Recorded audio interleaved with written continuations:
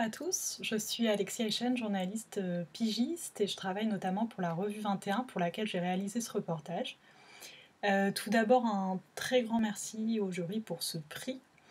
J'ai commencé à m'intéresser aux engrais après l'explosion dans le port de Beyrouth en août 2020. Et dans les semaines qui ont suivi, des associations environnementales ont alerté sur le stockage de ce produit en France et j'ai eu envie de partir sur ses traces pour comprendre d'où il venait, à quoi il servait et évidemment pourquoi il était si répandu. Donc j'ai suivi ces traces. Avec un chimiste, j'ai découvert le rôle de l'azote dans la croissance des végétaux.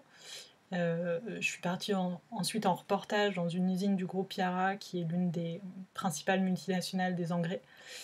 Et petit à petit, je suis arrivée dans des fermes, à la fois chez des agriculteurs qui utilisent les engrais et qui assument d'y avoir recours, et d'autres qui ont fait le choix de rompre avec. Euh, et en fait, je me suis rendu compte que l'histoire de ce simple composé chimique permettait de raconter aussi une histoire de l'agriculture intensive et de ses excès. C'était important pour moi de rappeler que les engrais ont révolutionné l'agriculture et changé la vie des agriculteurs, euh, mais de montrer aussi leurs excès, que ce soit l'appauvrissement des sols, la perte de biodiversité, la pollution à la fois de l'air et des eaux.